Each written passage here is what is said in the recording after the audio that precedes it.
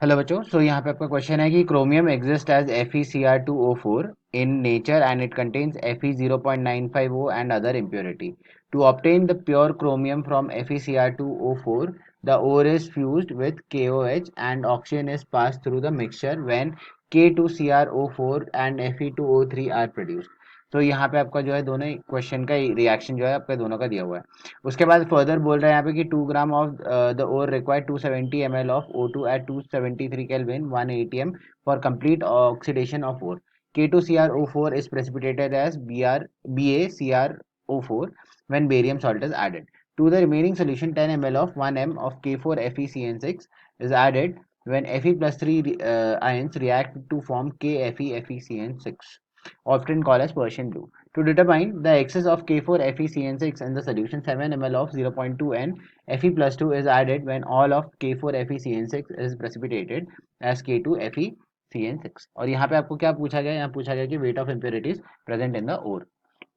तो यहाँ पे सबसे पहले तो आप जो है की कंसेप्ट देख लो। तो यहाँ पे की कंसेप्ट हो जाएगा आपका इक्विवेलेंस का। अगर हमें इक्विवेलेंस निकालना आता है, इक्विवेलेंस समझ में आता है, तो हम ये पर्टिकुलर क्वेश्चन जो है आपका सॉल्व कर सकते हैं। तो यहाँ पे सबसे पहले तो बात करते हैं आपके जो रिएक्शन है, तो रिएक्शन को बैलेंस आउट करते हैं। तो FeCr2O4 है, प्लस यहाँ पे आपका जो है KOH दिया है, प्लस यहाँ पे आपका O2 है, और यहाँ पे ये कंबाइन होकर यहाँ पे फॉर्म कर रहा है K2CrO4, प्लस जो है यहाँ पे आपका फॉर्म करेगा Fe2O3, और प्लस यहाँ पे आपका फॉर्म करेगा और H2O।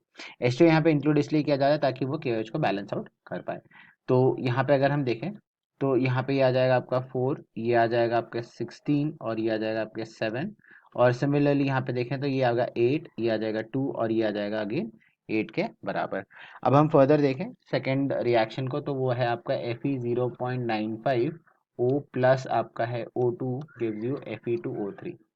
यहाँ पे बैलेंस आउट करने के लिए हम एफ ई के आगे 0.95 मल्टीप्लाई कर देते हैं। सिमिलरली यहाँ पे 2 मल्टीप्लाई करेंगे तो यहाँ पे आ जाएगा 0.85 डिवाइडेड बाई 2 के बराबर।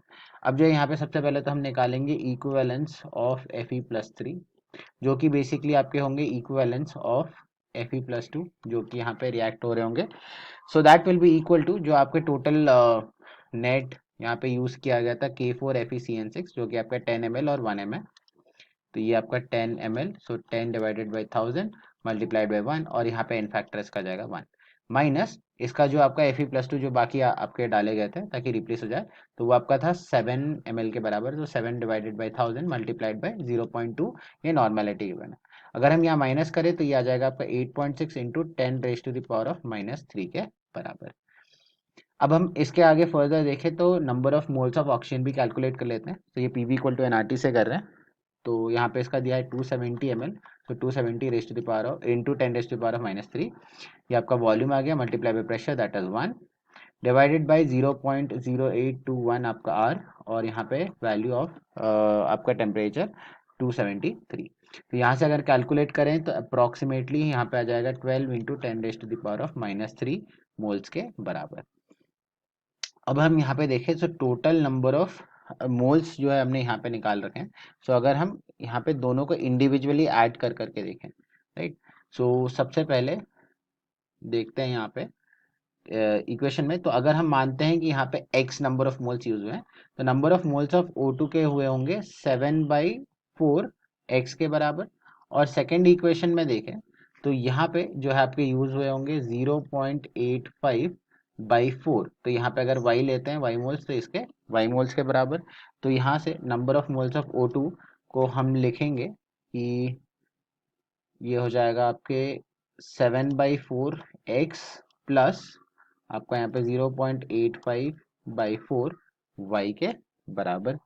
और यूजिंग द सेम लॉजिक यहाँ पे जो है आपका ये टोटल नंबर ऑफ जो मोल्स है Fe+2 के, वो जाएंगे क्या, x प्लस वाई के बराबर। अब जो है इन दोनों को सॉल्व करते हैं।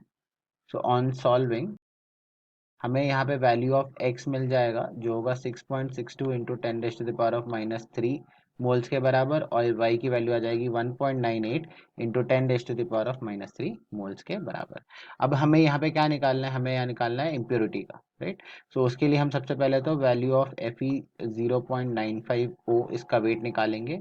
वेट निकालेंगे हम FeCr2O4 का, FeCr2O4 का, तो ये कैसे आ जाएगा, यहाँ पे नंबर ऑफ मोल्स पता है, ये आएगा 1.98 इंटू 10⁻³ मल्टीप्लाइड बाय इसका मॉलिकुलर वेट जो है 0.95 इंटू 56 प्लस 16।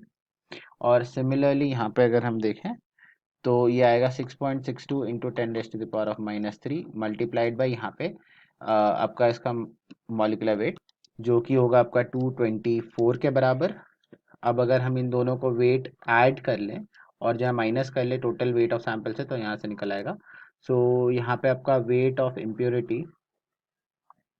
इम्प्योरिटीज ये आ जाएगा, टोटल वेट दिया था सैंपल का 2 ग्राम, माइनस यहाँ पे अगर हम इन दोनों को ऐड करें, सो यहाँ पे इसका वेट अगर कैलकुलेट करें तो आएगा 137.02 इंटू 10⁻³ ग्राम के बराबर।